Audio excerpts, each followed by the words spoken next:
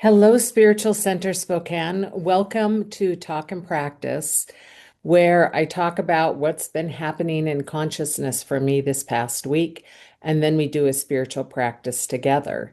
I wanted to start by reading a little bit from Discovery of the Presence of God by David Hawkins.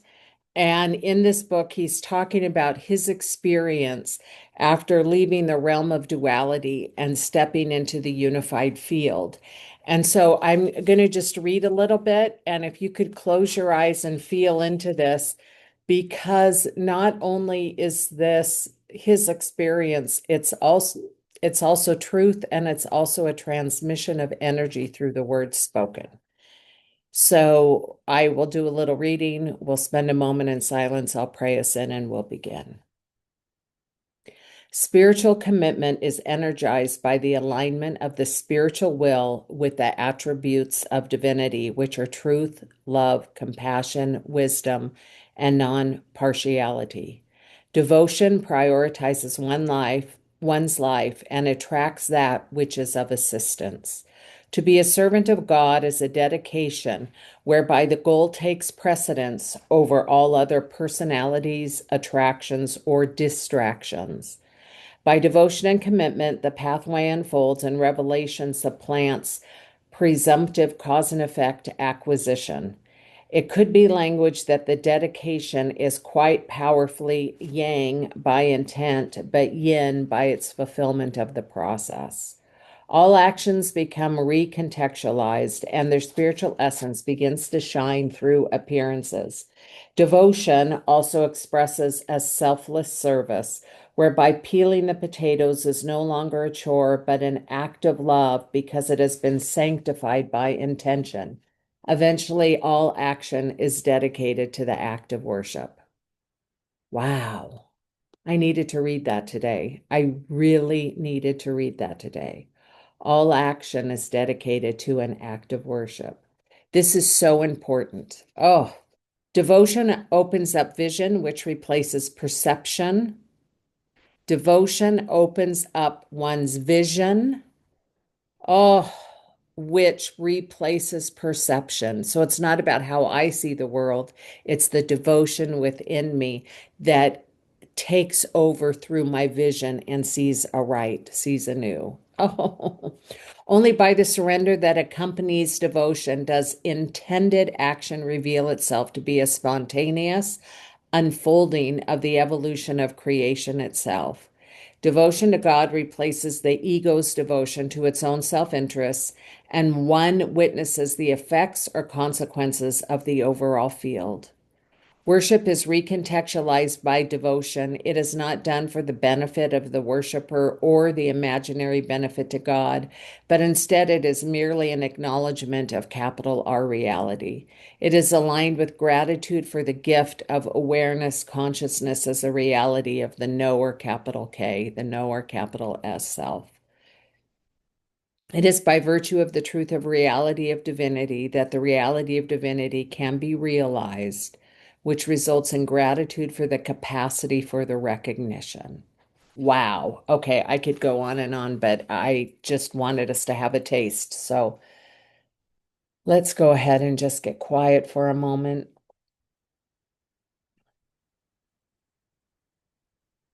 realizing that every and anything we do is a form of worship. Oh, I confess to not having that insight until this moment, that everything we do is a form of worship. And so, right here and right now, I just let go the idea that there is the attention to God and the distraction that I have so believed in. I have labeled my behavior distraction. And what if all is God? What if there is no such thing as distraction? And all there is choice. And right here and right now, I place my choice into seeing the presence of God in everything, seeing the presence of God in everything. Hmm. That I realize there isn't God and not God, but there's only God. There's not the peeling a potato, which is not God, and then the being in prayer, which is God. But there is the peeling of the potato, which is the very activity of the presence of God within. And I awaken to that now. Yes, yes, yes, and more yes.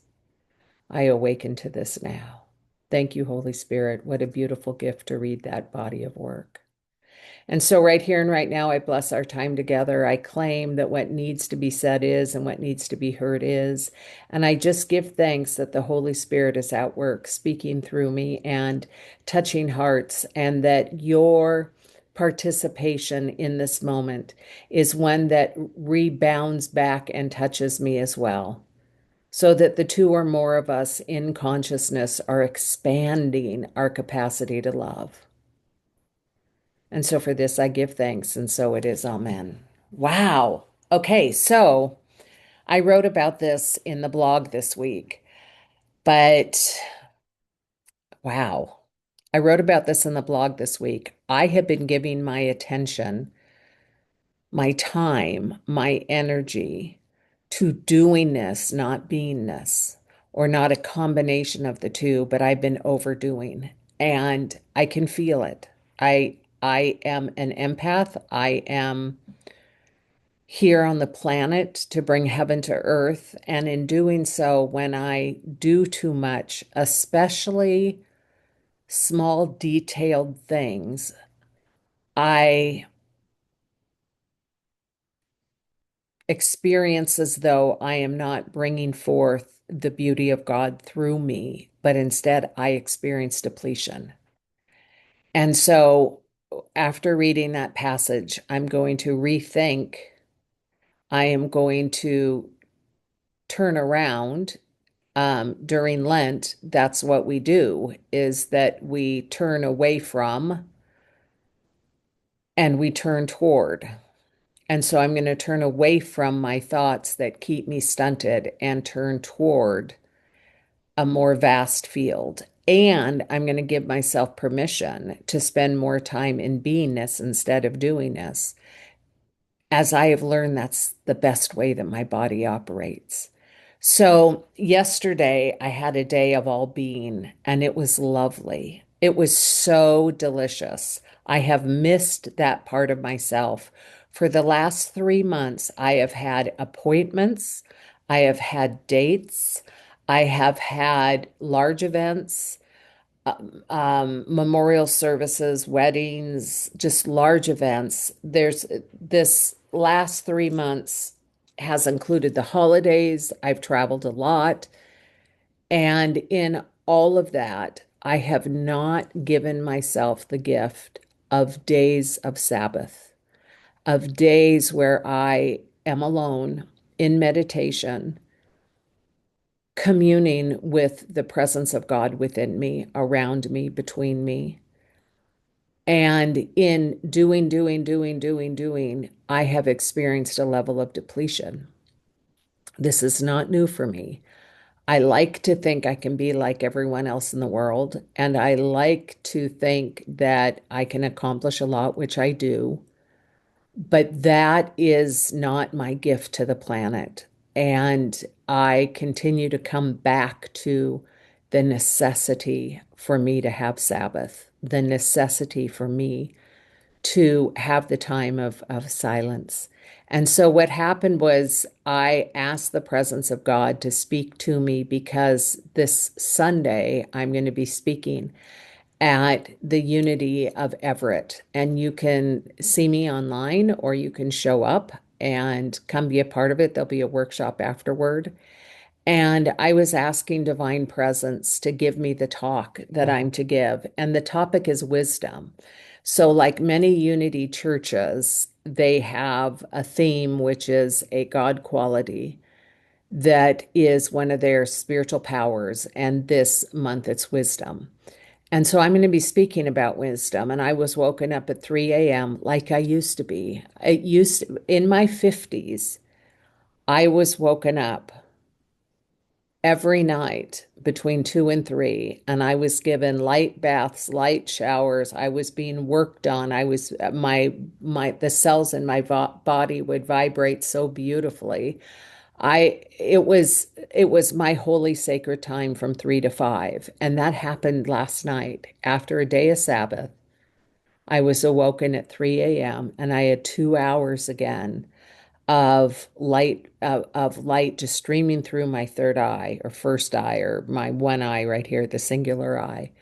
And I was given the information to talk about this Sunday. And when I give a talk, I always ask that what I talk about is perfect for the audience I'm bringing it to, that I'm a conduit of divine presence. And so I just want to talk a little bit. I want to walk through in mind a little bit of what's come through and play around with some of the concepts. And so if you do tune in on Sunday, it will be far more refined and probably shorter, but it will have some of the same content. So I first wanted to talk about wisdom as being the definition of wisdom is the marriage between the two God qualities of intelligence and love.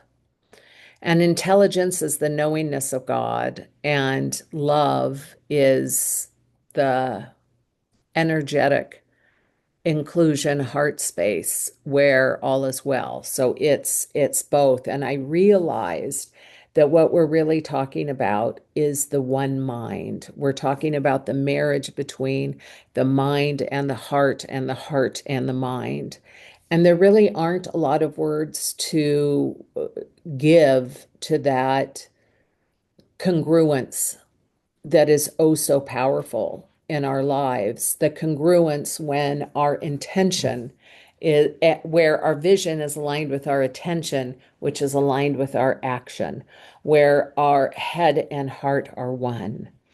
And what I've come to appreciate and realize this past year, for it just in a really, really deep way, is that duality exists only in thought. Duality exists only in thought. It is in our constructs that duality exists. It does not exist in love. It does not exist in the heart. It does not exist in that higher vibration. And so, what I've come to realize and to know is that trauma, well, let me back up. That in the duality, we have two things. We have good, bad, right, wrong.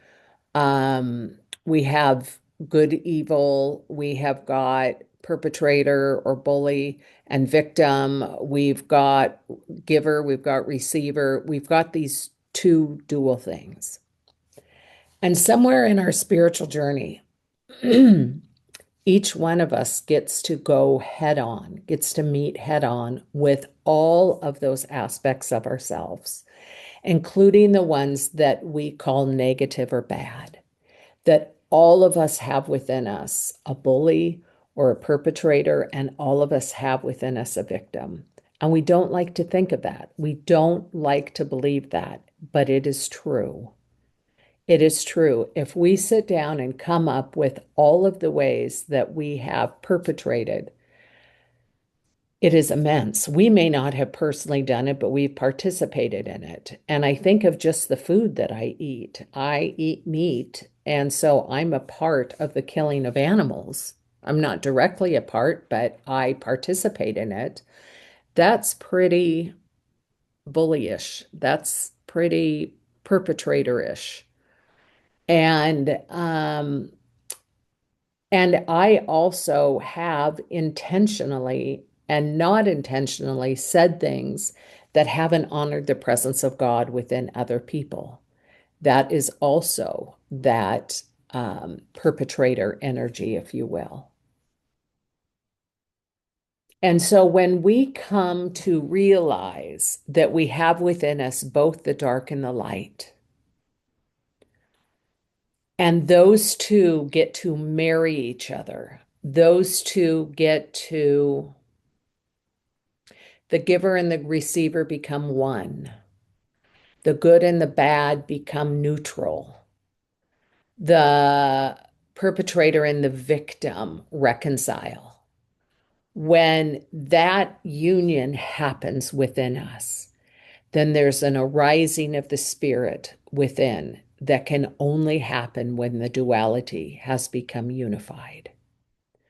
When we have admitted to ourselves that which is our shadow, and we've owned it and we've loved it, then we are able to love the shadow in other people. We are able to show up for and love the shadow in other people.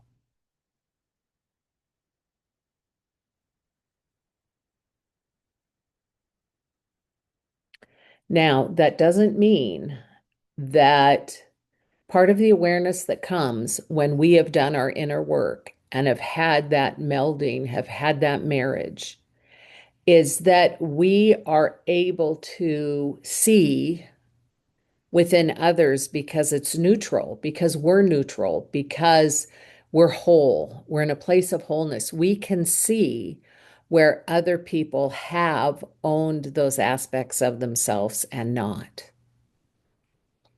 And so we are able to see the need for putting people in jail who've done harm because they're not of the consciousness level of being in society where they have loved the dark aspects of themselves and risen above it.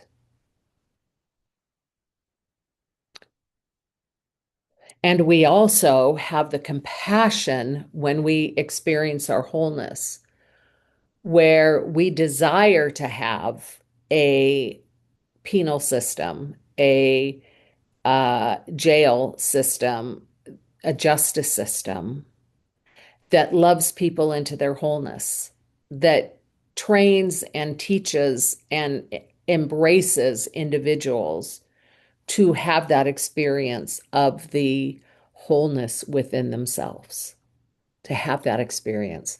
What I've come to realize and to know is that when we have not reconciled inside, when we believed that we are a victim and there's perpetrators out to get us, for example, when we do that, then we are unable to rise above and to have our full energetic capacity.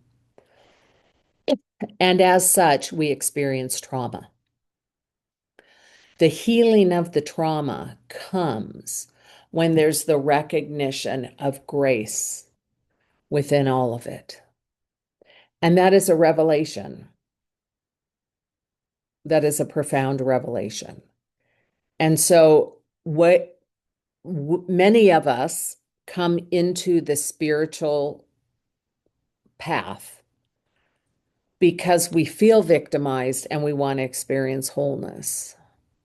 Other people have entered in because they've had a Shakti or an awakening experience, and they experience such incredible love that they want to continue bringing that forward in some capacity. But the finding the whole self, finding the true self, the authentic self, owning the shadow, loving all of self is the spiritual journey, is the path. So the so I know a man named David Friedman, and he is brilliant. He's absolutely brilliant. And he wrote the book called The Thought Exchange. And he's a musician, a very good musician, a well-known musician, a pianist, a composer, all kinds of cool stuff. And when he got introduced to Unity, he really wanted to exchange his thoughts for something new and something different. And so he pulled together a group of people at the Unity church he was at. And he did this on and off for years. He brought groups of people together with the idea of changing thoughts and holding the new thought as the new frequency.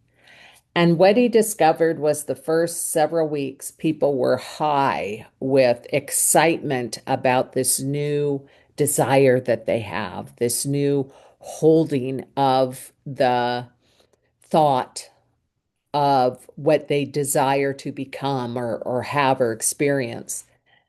And he started realizing that on week 4, 5, and 6, people stopped coming. They stopped showing up. And he got very curious about it. And when he dug in, what he found out was after claiming, and Emma Curtis Hopkins speaks about this, it is a norm. After claiming you're good, everything unlike it is going to come and meet you. So you decide that you want a loving relationship, and everything unhealed around love is going to show up in your life. And you can be miserable, and or you can love yourself through it. That's the opportunity. You can claim to be wealthy, to be abundant, and every bit of your lack thinking is going to show up and meet you. And you are going to be convinced that everyone else can be abundant, but you can't. And it is the staying with that thought that is important, but the pain of the emotional impact can be so severe that people give up. They check out. And so David found that underneath this desire was the unhealed child that had experienced the trauma or the hurt, and that is showing up in this desire in order to experience the wholeness that it is. And so the journey to wholeness includes entering into emotional gaps that people do not enjoy and that don't feel good. And it got me thinking about the history of New Thought, because New Thought really started out as being thought, thought, thought, thought. What do you think? What do you think? It was very mental. And it was so mental that it referred to emotions as passions and called them bad. So you weren't to feel your passions, you were to stay strictly in your mind and reason. It was a reasoning philosophy. And then later in my lifetime, research has come out that says, wait a minute, our emotions are energy. Our emotions are tied to our thoughts. So if I have a thought of lack, I'm going to have a feeling of not enoughness. I'm going to have a feeling of missing out. I'm going to have feelings or emotions that are tied to the thought that I have, and that's normal and that's natural. And that in fact, that emotional state can point to what it is that is being felt. I mean, that is being thought. So if I have a feeling of um, regret, if I have a feeling of resentment, what I can point to is somewhere that I have felt diminished in some way. So I'm getting information on what I'm thinking based upon my emotions. And the thoughts that I think produce emotions. So the two are hand in hand. They are together. They can't be separated. And so that goes back to wisdom being the marriage between the mind and the heart, the between intelligence and love. It goes back to that because both must exist. And so I have found the whole emotional journey of humanity fascinating, including my own. I just find it so fascinating because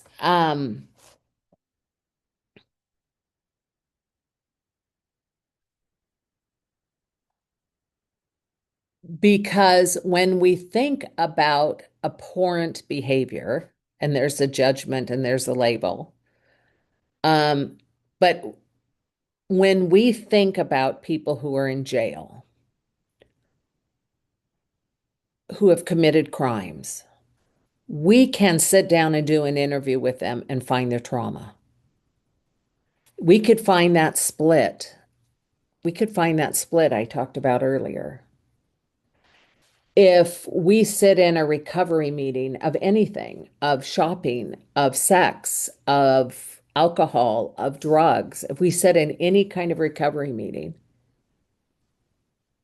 we will hear about how the trauma and the feelings associated with it led to behaviors that became compulsive, that became regular, and that they were driven to avoid feeling emotions. That's how strong our emotional self is. We have turned over our higher self, our God self, our unified self to fear or to a pattern of emotion that runs us that is so uncomfortable that we refuse to feel it.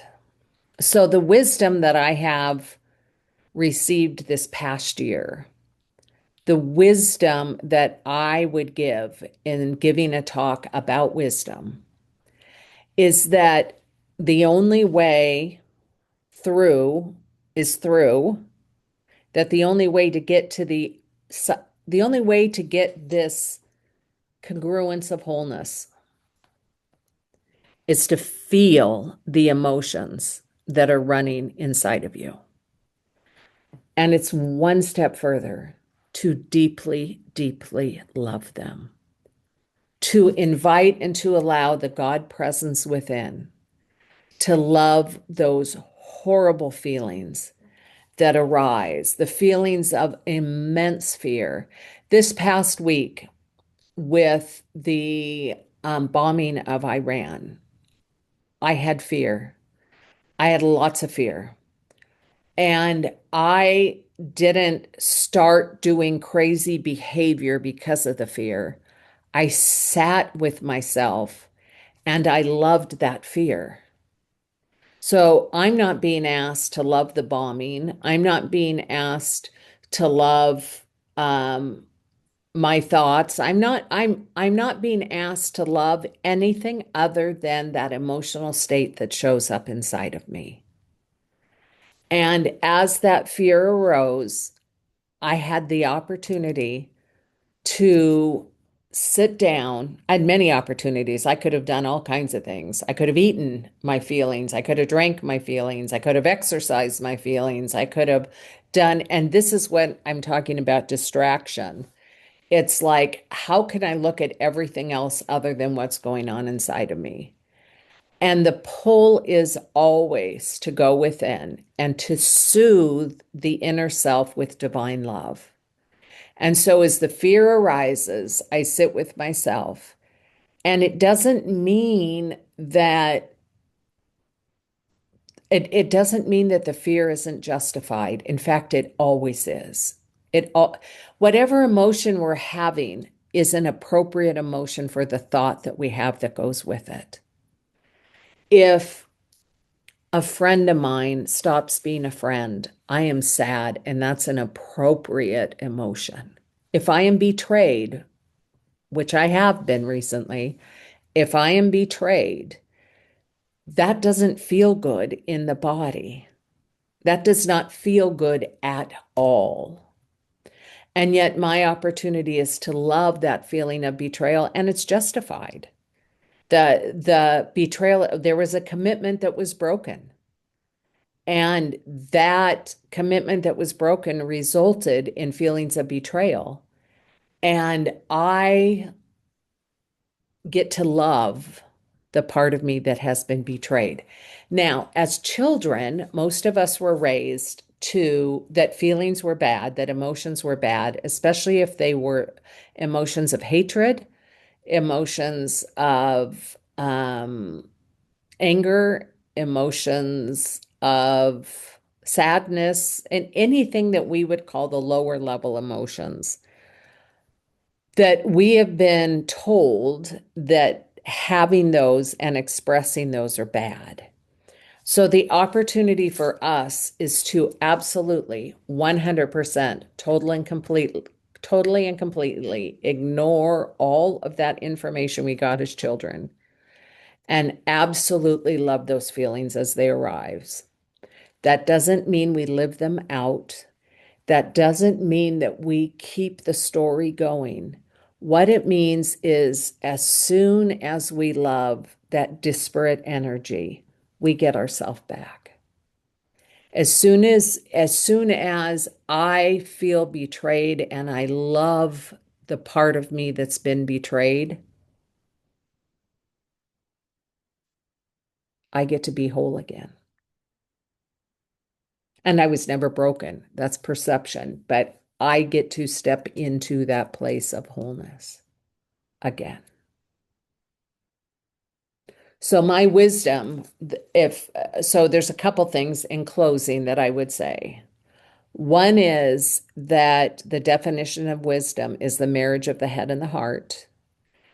The second is that everything that comes in the head is duality until you've heard the phrase both and, until we come to a place where we live with both and is true. Both and is true. It is true that um,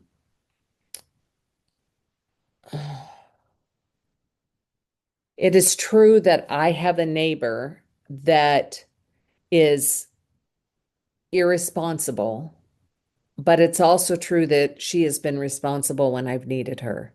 So both are true. Both of those live in her, both and. If you ask me, so is my neighbor responsible? I would say yes and no. Yes and no, both and. If you were to ask me, am I responsible? Yes and no, both and. And I'm highly responsible for myself, for my feelings, for my own internal well-being. I've not done a very good job the last several months in tending to myself, and there's all kinds of evidence of it. So both and is true. Both and is true. And it is in the realm of both and that we are able to appreciate the divine presence that is bigger, that is the third that comes out of those two that are married. They say that when there's a marriage, that there's a third presence there. Well, it is the same when our head and our heart come together, and that third presence is our soul or is the Spirit of God. So the wisdom, the last part of the wisdom is that I leave behind my wisdom from this year, from the knowingness that my opportunity to love is to love the emotional self that arises within me. And from that place of wholeness, then I can act. Yeah.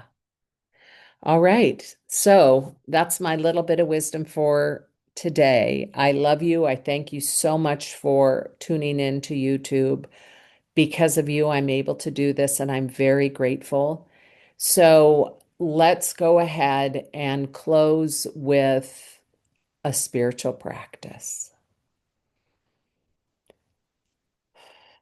So let's just put our attention down, our pen down, our paper down, our attention down,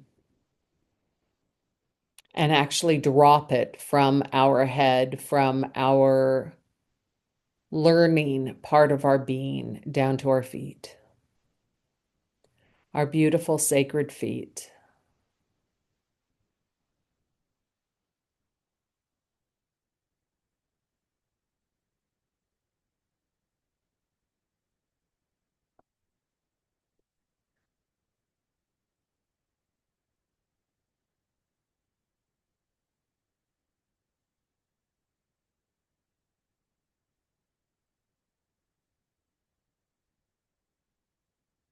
And just imagine a pool of light around your feet.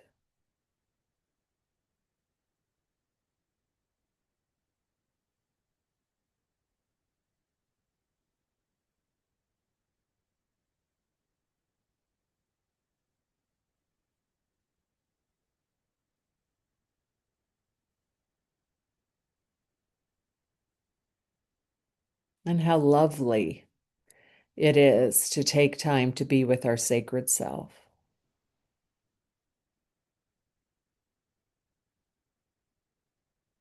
to feel into and recognize the light that surrounds our feet, that pools and puddles them as we place them upon this holy sacred ground.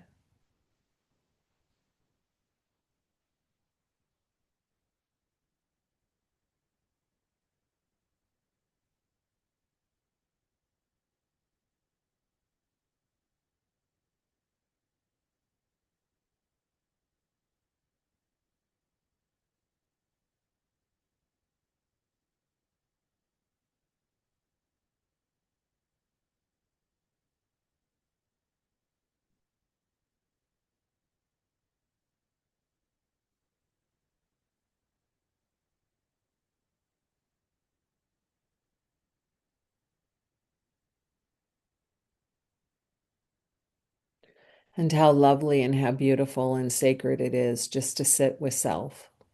For right where I am and right where you are, the presence of divine love exists. It lives, moves, and has its being.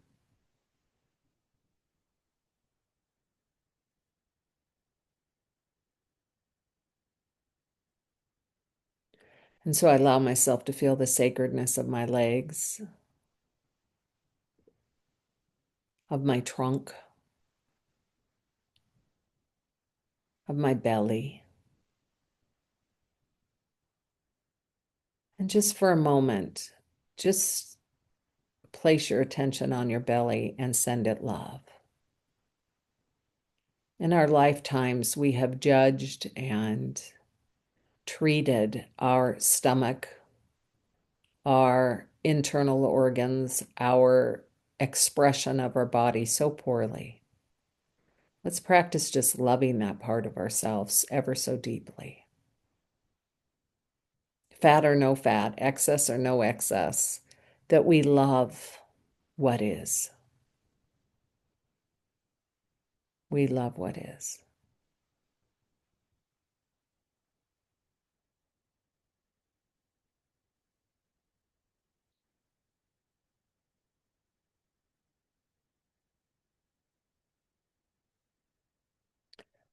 And bring our attention up to our heart, to our throat,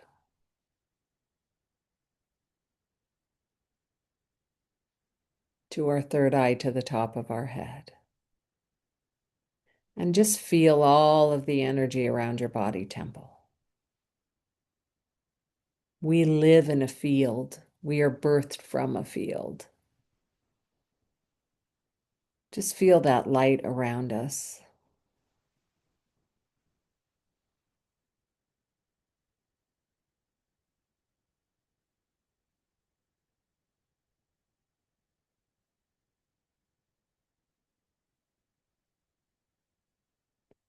And as you stay in this place of just quiet repose, I'm going to read a little more of David Hawkins to us.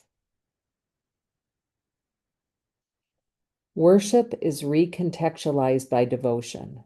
It is not done for the benefit of the worshiper or the imaginary benefit to God, but instead it is merely an acknowledgement of capital R reality. It is aligned with gratitude for the gift of awareness as the reality of the knower. It is by virtue of the truth of the reality of divinity that the reality of divinity can be realized, which results in gratitude for the capacity for the recognition. Thus, devotion is not the same as piety, nor is it a mood, but instead it is a way of life and a way of being with oneself, God, and the world.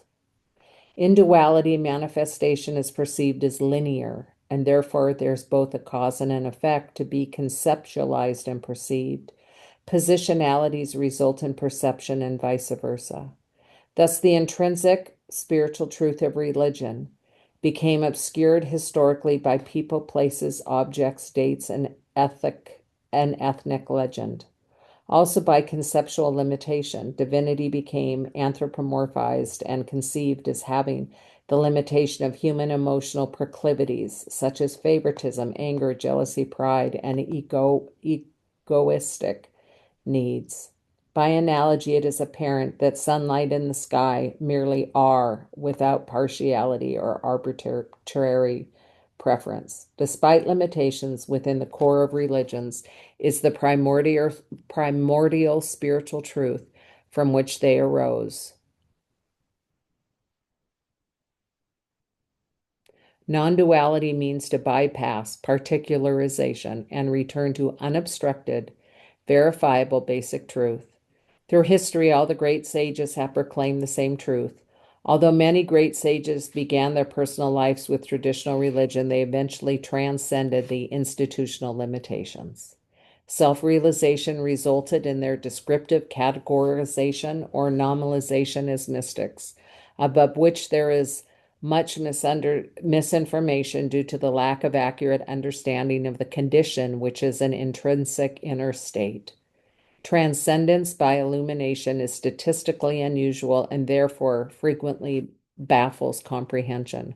Over time, however, mysticism becomes clarified as the inner pathway to the recognition of the religious spiritual truths of God as immanent rather than as commonly described religiously as only transcendent. Advanced levels of spiritual evolution, however, were traditionally recognized and often designated as sainthood.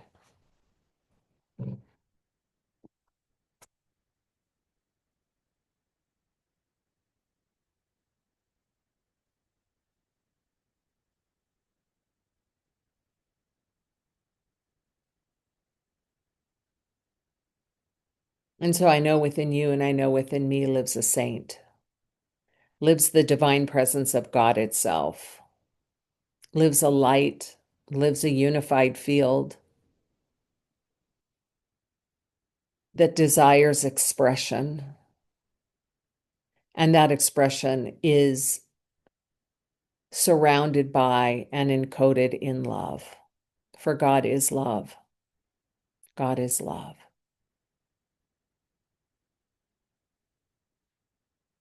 And so I bless you and I bless me and I bless each one of us who are watching tonight, knowing that the goodness and the glory of God is at hand. And that this week is about the wisdom of loving every single part of our emotional body as it shows itself to us. To be courageous enough to do so. David Hawkins says courage is that space in consciousness that flips us over to adding to the planet instead of draining from the planet. So I speak words of courage to each one of us that we may be courageous enough to feel those internal emotional states that don't feel good and to love them. And as we love them, to allow ourselves to cry, to allow ourselves to hold ourselves tight, to allow ourselves to temporarily just feel cruddy until it lifts and passes and the presence of divine love replaces it. Grace arises, revelation ensues. And so I just give thanks that you and I have everything we need in order to be present to any and all feelings within ourselves. And I give thanks for the maturity to not need to assign them to other people and to diminish them for what's going on inside of us. And so I give thanks that God in all of its infinite glory is here, right here and now, and always is. And so for this I give thanks. And together we say, and so it is, amen. Love and blessings, dear friends. Have a fantastic week.